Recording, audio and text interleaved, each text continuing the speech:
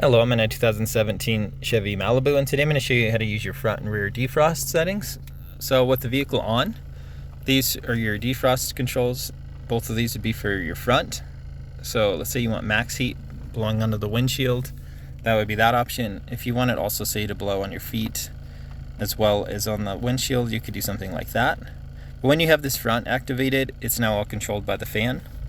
So you can change your fan settings here, whether you want it to blow harder or slower, and you can change the temperature over here.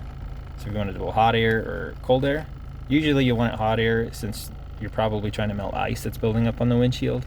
And even if you have this all the way hot, you still might want the AC activated because that AC unit can pull moisture out of the air, which will keep it from fogging up. And then when you're done with all this, you can either just turn the fan all the way off, or you can deselect that. So when this light's off, it's no longer trying to blow air up onto the windshield. And the way your rear works is this is for your rear windshield. To activate that, this is lit up, so now it's on. And if you're able to see it in the camera, maybe not, but there's all these black lines that run through the glass. Those black lines are heating mechanism. So when this is turned on, that's activated that heating mechanism, so it'll heat up to try to melt any ice that's building up. And again, when you're finished with this, you can just turn it off.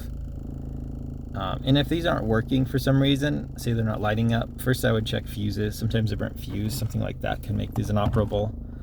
If that doesn't work, I mean, potentially you have something loose behind the dash plastics. You might need to get into the dash to make sure everything's connected properly. Otherwise, maybe take your code reader to the OBD2 port and see if there's like a code that might lead to some error code that's going on in your system that needs repaired or replaced. But I hope this is helpful. Hope you have a wonderful day.